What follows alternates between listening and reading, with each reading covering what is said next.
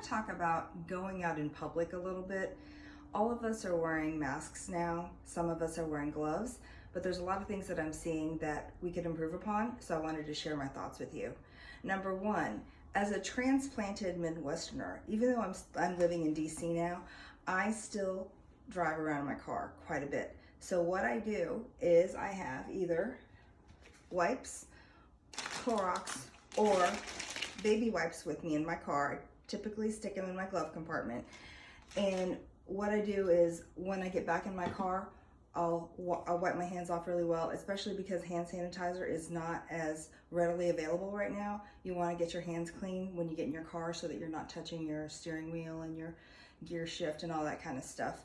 If you are traveling by metro or plane or backpack and you don't have a big glove compartment to put stuff in, sometimes I'll put stuff in a baggie so that I have access to it without having to carry a big container.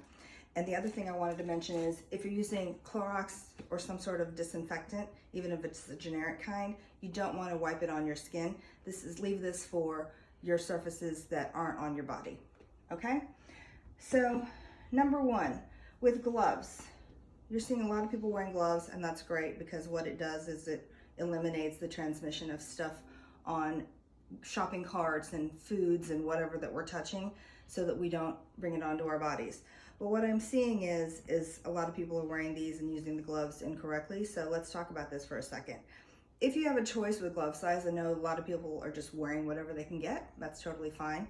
I personally like to have gloves that are a little bit more snug because I have a better sensation of what I'm touching and what I'm feeling, and it's not just a big kind of mess in the glove, okay? So when you've got your gloves on, the big thing is that once you get your gloves on, you're absolutely not touching your face, okay?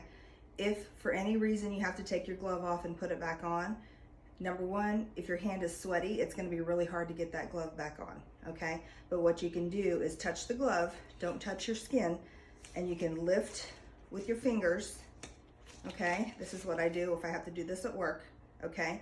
And then I've got my glove off. To get it back on, again, try not to touch the outside. See how I'm doing that? And you're gonna hold the lip and you're gonna sort of invert the glove or turn it inside out. Stick your hand in there. Get the glove back on, okay? When you're using your gloves, the big thing is put them on. What I do is I go to the store, I lock my car, and then on the outside of my car, I'll put my gloves on. So anything outside of my car is not gonna be touched with my bare hands. I'll put my gloves on and I do my shopping, making sure that I don't touch anything on my body. If you have to take your phone out of your pocket, do the same thing I was telling you where you take your glove off and then touch your phone.